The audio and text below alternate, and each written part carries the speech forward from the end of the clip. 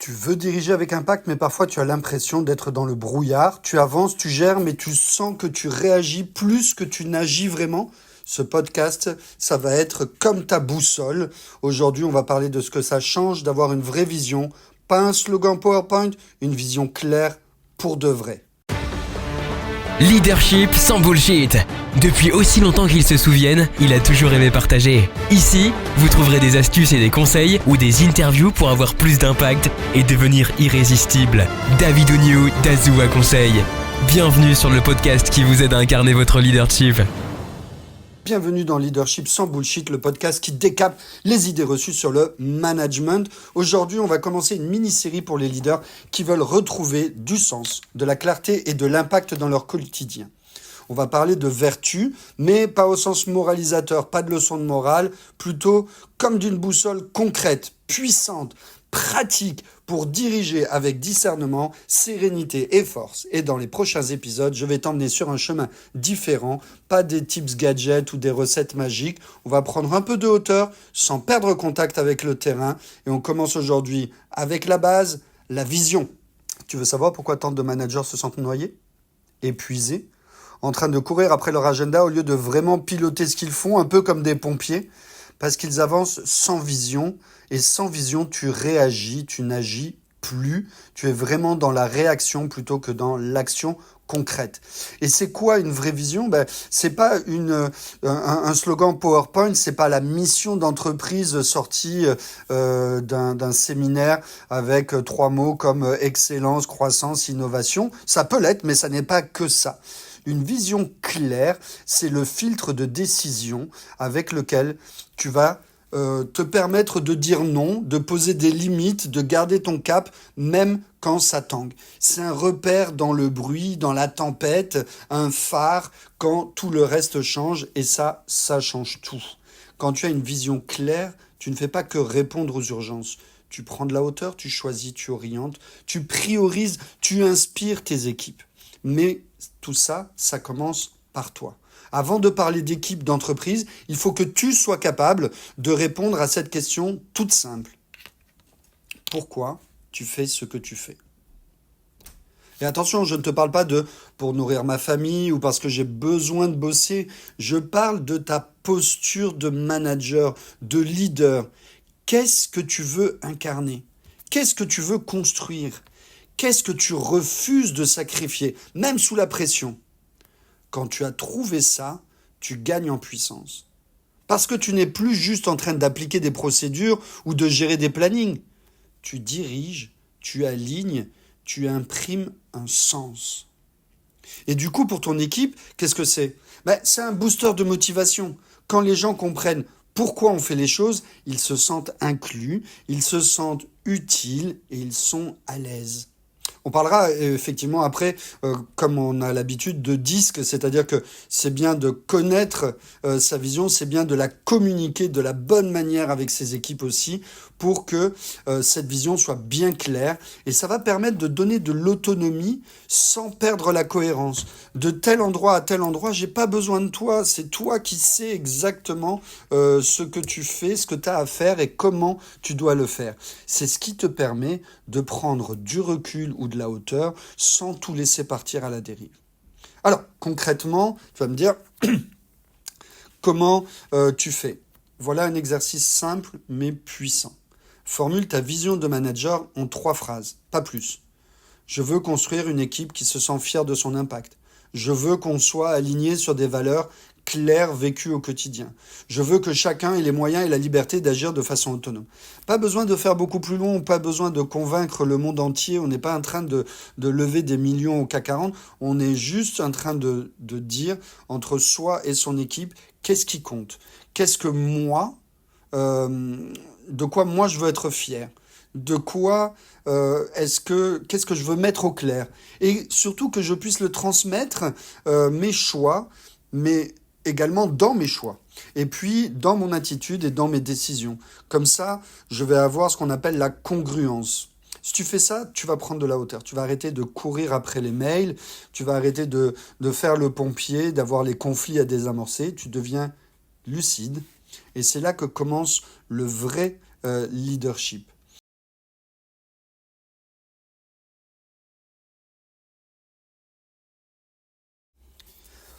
Tu sais, on parle souvent de transformation, de changement, mais on en parle tellement qu'on oublie parfois d'en être vraiment les acteurs. La vraie question, c'est pas comment transformer son équipe, c'est est-ce que moi, je transforme quelque chose dans ma façon d'agir, parce que le leadership, ce n'est pas un rôle, c'est une contagion, et tout commence par l'exemple. Aujourd'hui, on va parler d'incarnation, de ce moment où le manager cesse d'être un simple pilote de tableau pour devenir un repère, un catalyseur, quelqu'un qui inspire sans forcément chercher à le faire, quelqu'un qu'on a envie de suivre, quelqu'un qu'on a envie d'écouter, quelqu'un que l'on remarque. Si tu n'as pas encore écouté le premier épisode de cette série, je te le recommande. On y parle de la vision, de la clarté, de cette boussole intérieure qui permet d'agir avec discernement, parce que sans vision, pas de transformation. Aujourd'hui, on passe à la pratique, à la posture, à ce qui fait qu'un manager devient un leader. Incarner la transformation, c'est accepter que le changement passe d'abord par soi. Est-ce que tu veux que ton équipe prenne plus d'initiative ? Commence par lâcher un peu le contrôle. Parce que s'ils ne savent pas qu'ils ont l'autorisation de le faire, ils ne vont pas le faire. Tu veux plus d'écoute ? Commence par écouter vraiment, même quand tu n'as pas le temps. Il n'y a rien de pire que d'avoir un manager qui continue à taper sur son ordinateur pendant que tu es en train de parler, qui répond à son téléphone pendant qu'on est en train de parler. Et on n'a pas l'impression d'être avec lui. Montre-toi engagé, même quand c'est difficile, si tu veux plus d'engagement. Chez Azoa Conseil, j'ai accompagné un dirigeant d'un groupe hôtelier qui se plaignait que son équipe manquait d'autonomie.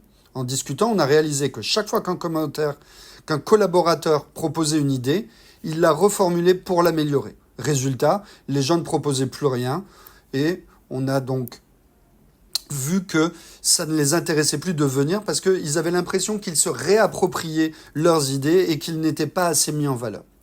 On a travaillé sur une phase simple mais puissante. Et si tu testais ton idée, on en reparle un peu plus tard.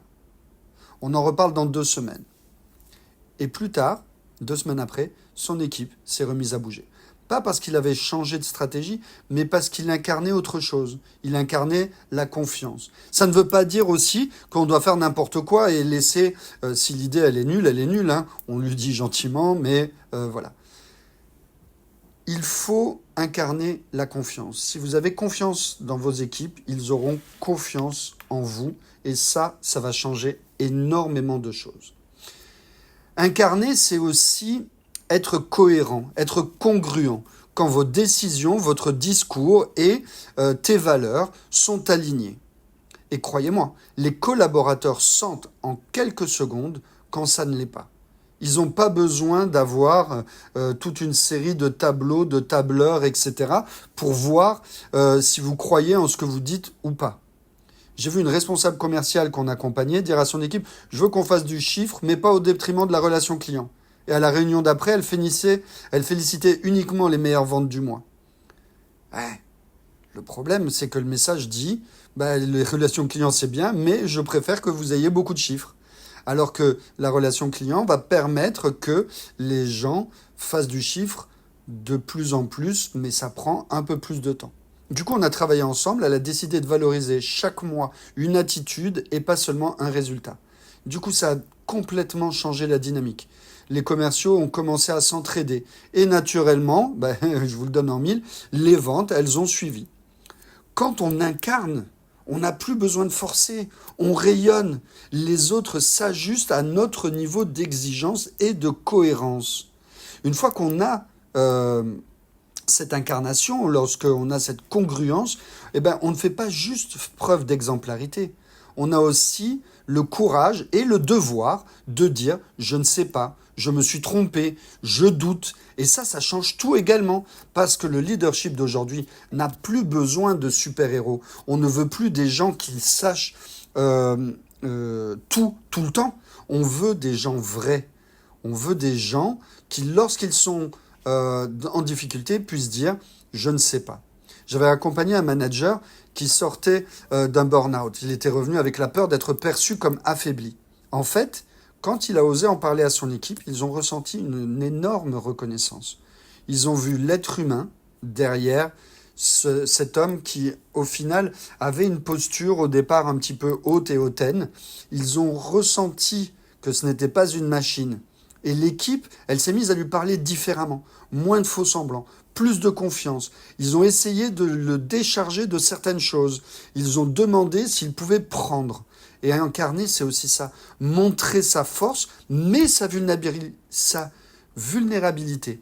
Pourquoi ? Parce que c'est ainsi que l'on va montrer sa vraie posture. Et là, la confiance, elle est là où la façade, elle tombe. On n'a pas besoin de masque. Alors, si je devais vous laisser avec une question aujourd'hui, ça serait celle-ci. Qu'est-ce que tu veux incarner vraiment ? Pas en termes d'objectifs, mais de présence. Qu'est-ce que les gens ressentent quand tu rentres dans une pièce ? Est-ce qu'ils respirent mieux ou est-ce qu'ils se contractent ? Est-ce que ça serre les fesses et ça fait de l'huile, comme on dit ? Incarner, c'est pas un style de management, c'est une manière d'être. C'est ce qui fait qu'une équipe va te suivre même quand c'est flou. Parce qu'elle sent que toi, tu tiens la barre et tu sais où tu vas. Dans le prochain épisode, on va parler d'un sujet clé, c'est la culture éthique. Pourquoi la vertu renforce l'engagement, la cohésion et la performance. Et surtout, on verra comment le traduire concrètement dans les équipes d'aujourd'hui. Le changement ne commence pas autour de toi, il commence en toi. Qu'est-ce que c'est que la culture éthique ? La culture éthique, ce n'est pas une morale imposée, ce n'est pas dire aux gens ce qui est bien ou ce qui est mal, c'est créer un environnement où les gestes, les paroles, les décisions sont alignés avec un cap commun. Faire ce qui est juste, même quand c'est plus difficile.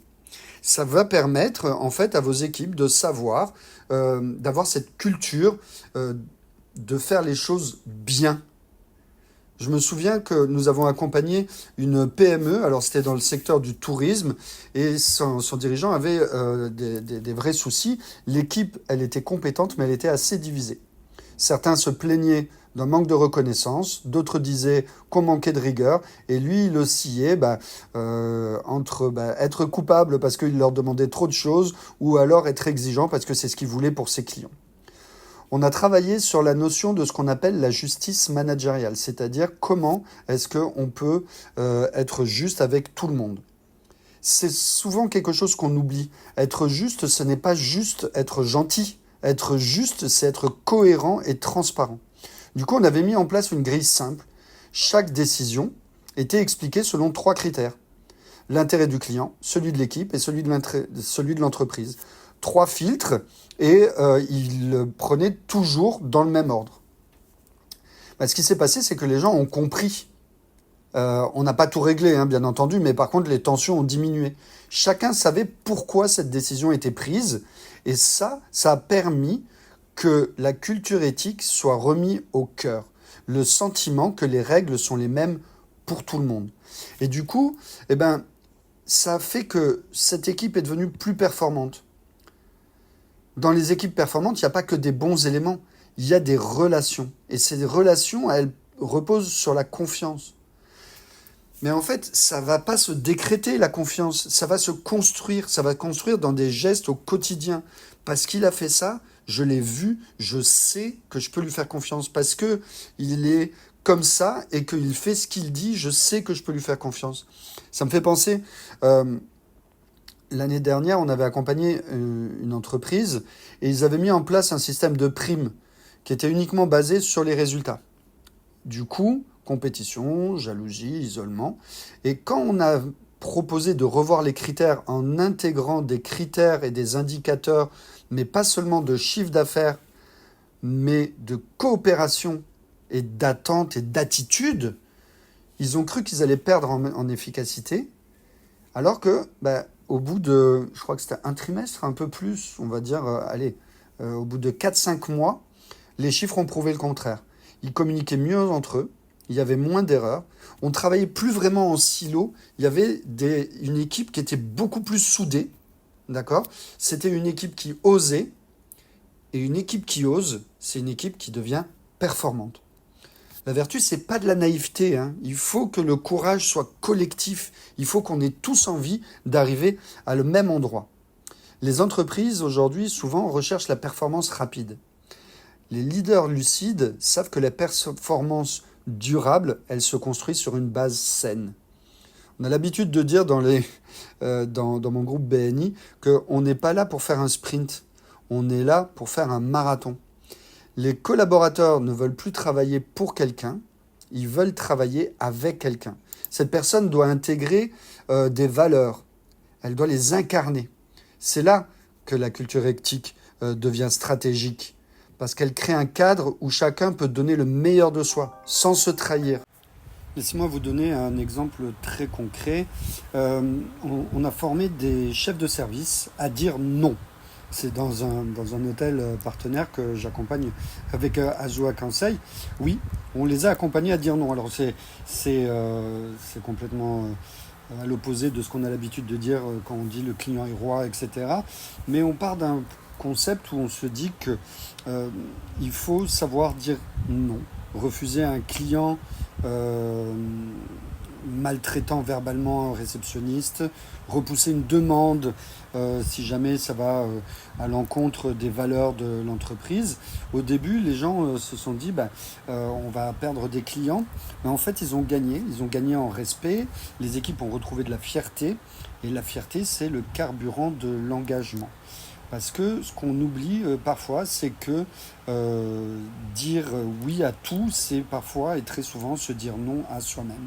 Alors que là, on est dans de l'éthique, on va performer, on ne va pas renier ses valeurs. Et c'est ça, d'ailleurs, le leadership vertueux. Faire ce qui est juste, pas forcément ce qui est rentable, en tout cas ce qui paraît rentable aujourd'hui. Parce que si vous perdez vos collaborateurs, on le sait, la rétention, elle coûte moins cher que l'acquisition. C'est valable pour les clients, c'est valable pour les collaborateurs. Alors maintenant, si on veut évaluer la culture de son équipe, on ne va pas regarder forcément les valeurs qui sont affichées sur le site, on va regarder les comportements que l'on récompense et ceux que l'on tolère. Là, si par exemple tu vois qu'il y en a un qui brime toujours les autres et que parce que c'est un bon vendeur, tu le laisses faire, parce que c'est lui qui te ramène le plus, tu le laisses faire, tu n'es pas en train de valoriser un comportement d'équipe, mais un comportement solitaire qui écrase les autres. Et donc ça, c'est quelque chose que tu tolères qui ne correspond certainement pas aux valeurs de ton entreprise. Pose-toi cette question toute simple, est-ce que mes décisions me rendent fier même quand personne ne regarde? Ouais, c'est surfait, c'est un truc qu'on se dit toujours, mais on ne le fait pas forcément tout le temps. Pourquoi? Parce que c'est là que se joue la vraie performance, dans la paix intérieure du leader. Est-ce que lorsque personne ne regarde, ce que je fais me rend fier aussi?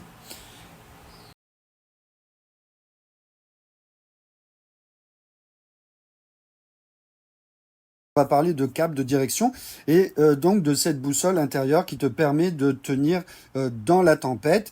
Alors pourquoi est-ce qu'on parle beaucoup de boussole? Parce que très souvent, je dis que chez Azua Conseil, on est la boussole qui vous aide à arriver à vos objectifs, mais également parce que le 13 novembre 2025, nous serons donc de 18h à 20h sur le village d'arrivée de la Transat Café de l'Or pour une masterclass. Et donc ça, c'est un petit teasing de choses que vous allez pouvoir trouver d'ici là.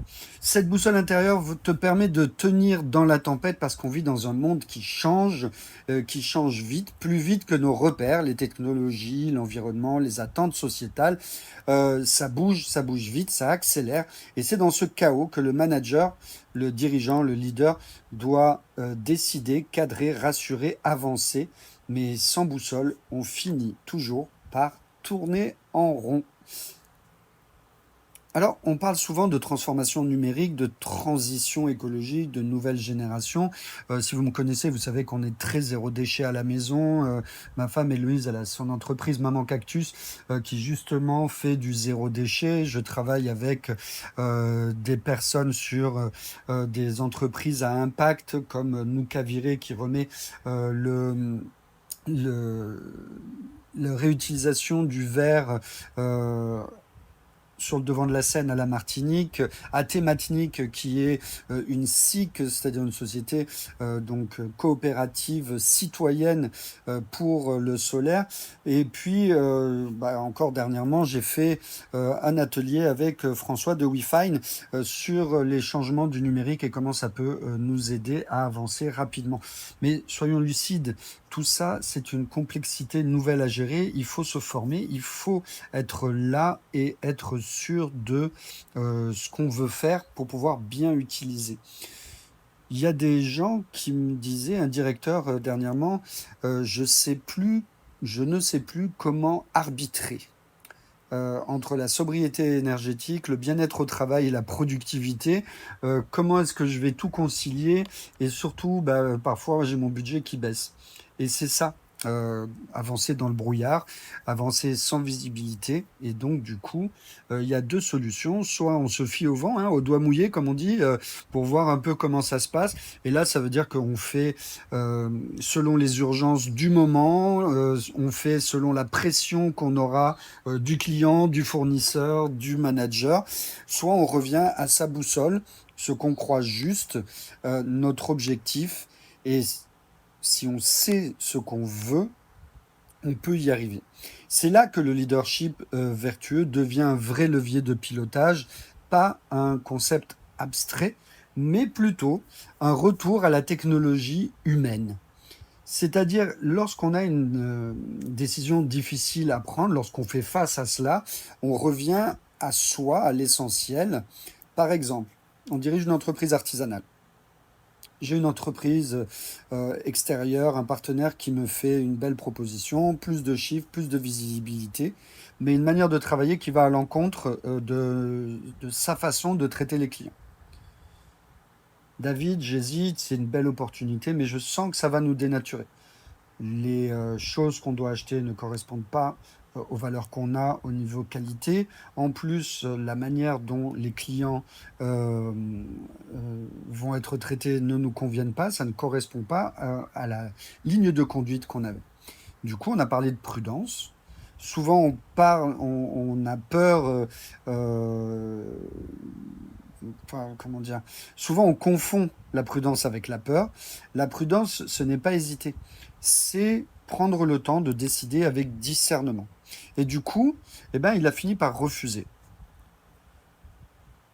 Bon, la petite histoire, c'est que presque comme dans un conte de fées, l'autre société plus tard a eu des problèmes de réputation, donc il a bien fait. Mais c'est surtout qu'il n'aurait pas pu se regarder dans la glace. Et comme je disais dans l'épisode précédent, est-ce que lorsque tu prends des décisions, si personne ne te regarde, tu te sens fier de cette décision-là? La boussole de ce client-là, c'était la fidélité, être fier de ce qu'il avait envie de faire, de sa manière de faire. Et c'était ça le cœur de son leadership. Il ne décidait pas pour plaire, mais il avait envie de décider pour durer. Et parfois, si on prend plus de temps parce qu'on n'est pas entouré des bonnes personnes, c'est pas grave. Ça marche aussi. On avance. Dans la vie d'un dirigeant, tout est arbitrage. On ne choisit pas entre le bien et le mal, on choisit entre le bien et le bien, qui sont deux priorités légitimes, mais c'est là où on va pouvoir se dire, est-ce que j'équilibre entre la performance et l'équité? C'est une espèce de justice et de balance. Euh, on va tempérer pour pas brûler des équipes au nom de l'urgence.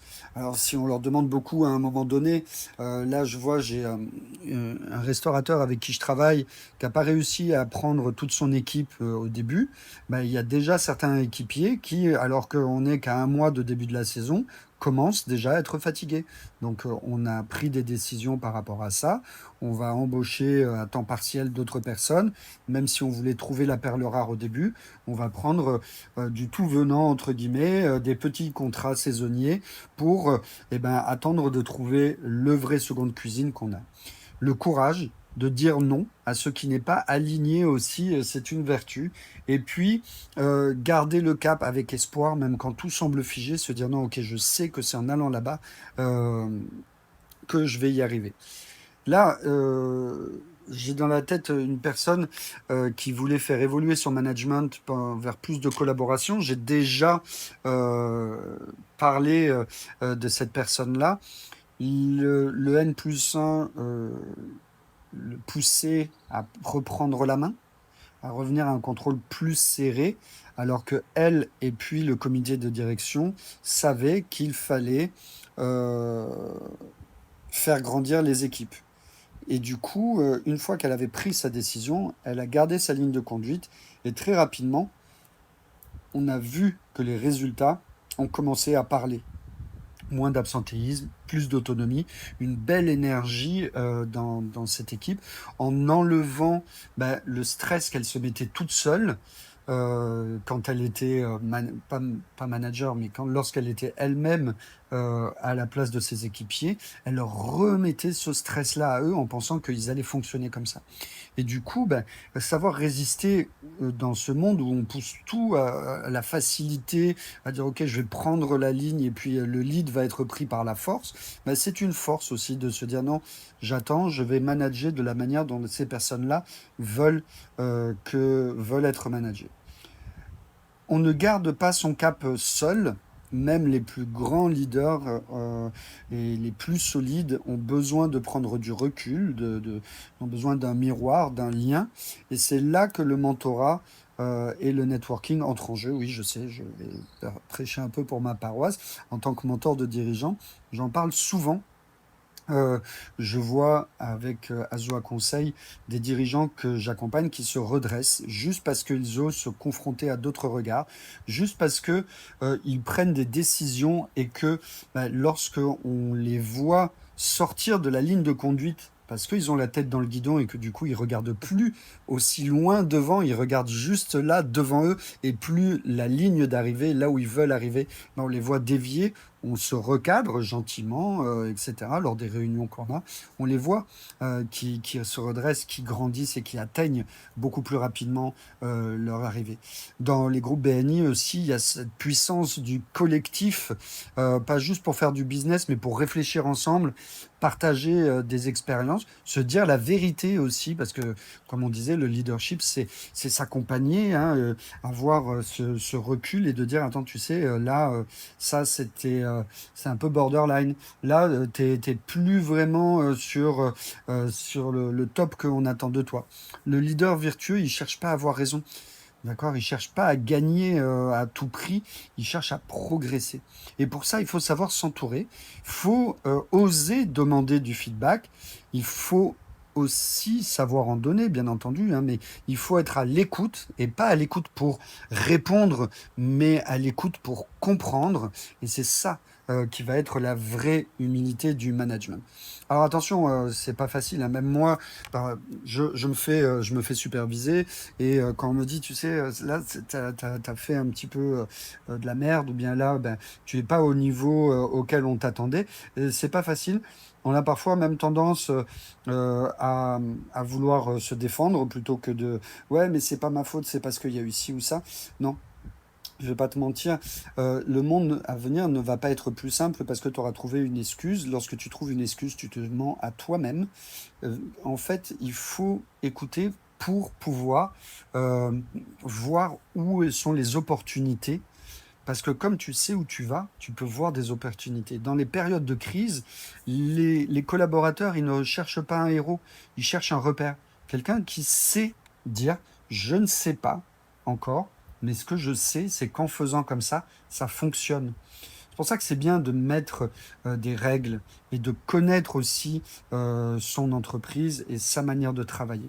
Parce que ça change tout. Quand un de mes vendeurs venait me voir en me disant ouais, David, je comprends pas, j'ai tapé à tant de portes, j'ai passé tant d'appels, j'ai fait tant de rendez-vous, il n'y a pas de vente. Je disais, c'est mathématique. Moi, quand j'étais à ta place, je faisais tel ratio. L'équipe actuellement, elle fait tel ratio. On regarde, on vérifie, tu as toujours le bon discours, tu as les bonnes personnes, au bout d'un moment, ça va tomber. C'est obligatoire parce que tu as un nombre de choses à faire pour arriver à ça. Ou alors, on regardait et on voyait que à tel endroit, il s'était éloigné, il n'était plus aligné, et donc on remettait un repère. Parce que une posture avec un alignement, ça inspire confiance. Et la confiance, c'est le ciment d'une performance plus durable. En gros, celui qui avance sans se trahir, qui sait garder la tête froide et qui sait écouter, avoir le cœur et les oreilles ouvertes, c'est lui qui détient la vraie autorité. On va écouter le plus fort au départ, mais ensuite, on écoutera le plus juste, celui qui a l'habitude et qui nous donne les vrais éléments. Aujourd'hui, je t'invite à te poser cette question.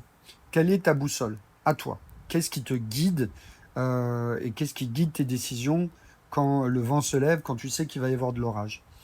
Si ça tient en une ou deux phrases bien claires, tu es sur la bonne voie. Sinon, prends un moment, écris, relis et surtout ajuste là quand tu évolues parce que un leader lucide, ce n'est pas quelqu'un qui ne se trompe jamais, c'est quelqu'un qui sait se retrouver quand il s'est perdu. Et du coup, c'est en retrouvant cette phrase, en la relisant quand on a des doutes, que on va retrouver le chemin. Entoure-toi des bonnes personnes aussi. On est la somme des 5 personnes qui sont autour de nous. Il y a un autre épisode de podcast comme ça que tu pourras retrouver. Et il y a également une vidéo avec, dans le lien de la vidéo sur la chaîne YouTube, un petit test à passer pour définir quelles sont les 5 personnes qui sont autour de toi.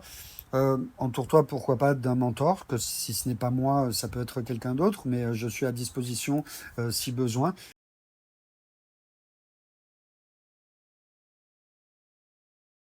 On va voir comment rester résilient et s'adapter quand son environnement change plus vite que on ne peut s'y préparer. Parce que oui, un leader vertueux a besoin d'une force intérieure pour durer. Alors, qu'est-ce que c'est que la résilience? La résilience, ce n'est pas juste tenir le coup. La résilience, ça va être la capacité à absorber les chocs, apprendre et rebondir sans perdre ton cap. Un bon manager peut avoir plein de vertus, mais si son énergie personnelle s'effrite à chaque imprévu, son équipe va le ressentir. Elle va ressentir la fatigue, elle va ressentir l'incertitude. Et je me souviens d'ailleurs, à la période de Covid, j'avais pas mal de clients et j'avais fait une mini-formation même qui s'appelait Pivoter pour ne pas vivoter. C'est-à-dire comment garder son cap, comment faire des petits détours, comment prendre le vent si on reste sur les catamarans et les yoles et cette course. Parce que pour rappel, je suis le 13 novembre de 18h à 20h au village au village de la Transat Café de l'Or pour une masterclass. Et donc, si on reprend ces petits ponts entre le bateau qui prend le vent et puis le management, on peut garder son cap, on peut prendre soin de soi et de son équipe lorsqu'on identifie des actions concrètes qui nous permettent de nous adapter, tirer un bord pour revenir après, redéfinir ses priorités, ajuster les rôles, trouver de nouvelles sources de revenus ou des choses qui vont permettre de pouvoir travailler mieux. Il y a des leviers concrets de résilience. On a besoin de gérer son énergie et ses émotions. Par exemple, il y a une méthode simple. Identifier chaque jour une action qui va te recharger. Donc du sport, de la marche, la lecture, la méditation. Il faut prendre un temps pour soi. Chaque jour, je connais un manager qui bloque dans son agenda 30 minutes pour ses priorités et respirer avant les urgences. On a Maëlys, qui est massothérapeute dans le groupe, qui donne des conseils pour les automassages et savoir comment prendre soin de soi soi-même. Il faut aussi justement apprendre de son expérience. Chaque crise que l'on a, c'est une occasion d'apprentissage. Je ne perds jamais. Soit je gagne, soit j'apprends. Et là, en fait, on peut prendre des notes sur ce qui a fonctionné, sur ce qui n'a pas fonctionné, les partager avec son équipe. Ça va créer une dynamique d'amélioration continue. Je me souviens, dans une équipe, on avait carrément des feuilles pour s'auto-évaluer. Et donc, est-ce que j'ai bien fait ça? Est-ce que j'ai bien fait ça? Alors, il faudrait le faire à la fin de chaque rendez-vous, mais ça permet de monter en compétence, c'est-à-dire de pouvoir être compétent et conscient. Lorsqu'on est conscient de ses points forts, mais aussi de ses points d'amélioration, eh ben, on est mieux que si on est compétent et inconscient. À chaque fois, je gagne, j'arrive, mais je sais pas comment j'ai fait pour gagner tel client ou je sais pas comment j'ai fait pour faire ça. Bah, du coup, le jour où on a un problème, bah, on ne sait pas comment arriver à le résoudre. Et puis, on va avoir aussi, comment dire, anticiper. Ouais, anticiper plutôt que subir. Ce que je dis, c'est que si on anticipe, eh ben, on arrête le système de pompier où on court partout et on va faire ce qu'on appelle le pré-mortem. C'est-à-dire, tout ce qui peut se passer, on essaye d'y penser. On essaye de penser à un employé, collaborateur qui peut pas venir, qui nous quitte, qui tombe malade, etc. Comment est-ce qu'on le remplace? On prépare des scénarios simples pour tous les imprévus qui pourraient arriver. Nous, je vois que on a vu des scénarios avec un responsable d'équipe là que j'accompagne, avec en cas d'absentéisme, en cas de baisse de performance, en cas de demande croissante de demande client, etc. Je vois par exemple, avec Maman Cactus, ma femme, on a des ESAT qui ont déjà fait quelques modèles pour nous, qui savent ce qu'on veut, qui savent comment on travaille et à qui on a prévu de faire appel en cas d'augmentation de l'activité. On a déjà eu besoin de faire appel à eux, mais comme c'était déjà prévu et qu'ils savaient ce qu'il y avait à faire, eh ben en fait on était déjà sur leur ligne de production en fait. Et puis après on a aussi, une fois qu'on a fini de faire le pompier et qu'on sait exactement comment réagir à chaque chose, eh ben on peut s'appuyer sur son réseau. Même si on en a parlé dans un épisode, je crois que c'est le dernier épisode, avoir un mentor ou un réseau de pairs, c'est un pilier de résilience. Le simple fait de pouvoir poser ses questions et partager ses doutes à quelqu'un réduit le stress, permet de prendre du recul. On n'a pas toujours envie de ramener les problèmes à la maison. Et c'est important de pouvoir parler avec des gens qui sont en capacité de comprendre votre position. Pas forcément ton travail, mais ton poste.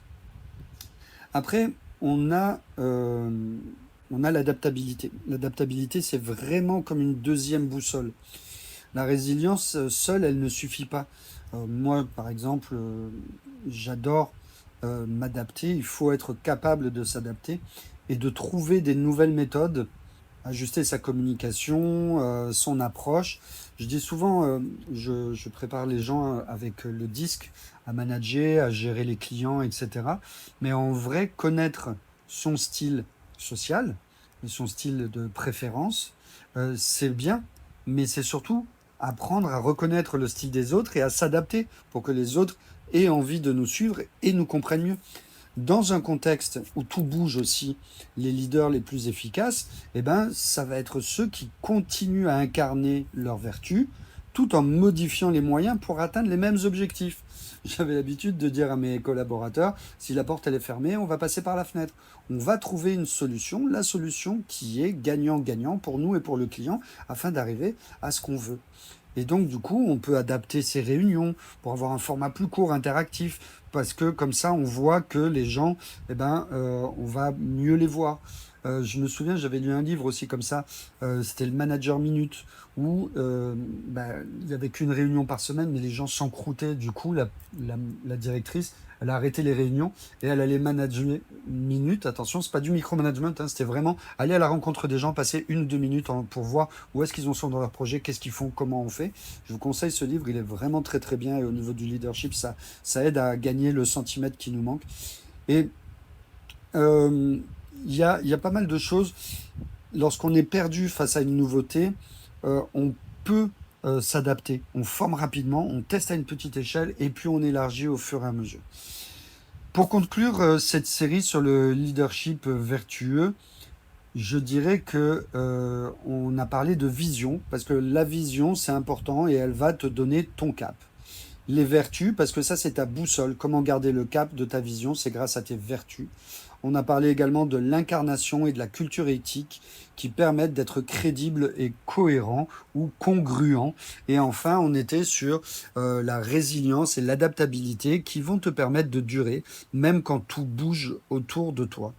Chaque jour, chaque semaine, je choisis des actions et des choses pour renforcer ma résilience. Un moment de recul, un apprentissage, comment faire pour avoir un ajustement concret dans ma façon de voir les choses et de manager. J'ai des trous dans mon agenda exprès, des blocs tampons pour ça. C'est-à-dire, c'est des moments pour moi, pour m'aider à prendre de la hauteur, pas forcément avec la personne qui m'accompagne, pas forcément avec les personnes que j'accompagne, mais vraiment pour moi, pour lire, pour apprendre et pour garder un certain niveau d'adaptabilité, d'inspiration aussi, et de voir comment est-ce que je peux continuer à aider les autres et de voir si je suis toujours sur la bonne route. Parce que chacun d'entre nous doit faire le point sur sa vision, voir où est-ce qu'il veut aller, etc. Je vous conseille, si cette série vous a inspiré, de la partager autour de vous et surtout d'appliquer tout ce que vous avez appris. Merci d'avoir suivi Leadership sans bullshit, la série donc là sur le leadership vertueux. On vous retrouve pour de nouveaux épisodes de Leadership sans bullshit sur le management, le leadership et puis les autres choses. N'hésitez pas à nous envoyer un petit message. On adore ça pour nous dire ce que vous avez pensé de cette série ou de ces épisodes. Dites-nous aussi ce qu'on peut faire pour vous, pourquoi pas pour un prochain épisode. Je vous dis à très bientôt. Au revoir. C'était David Oignon d'Azua Conseil. Laissez une note, ça fait toujours plaisir. Et retrouvez-le sur les réseaux sociaux. À bientôt.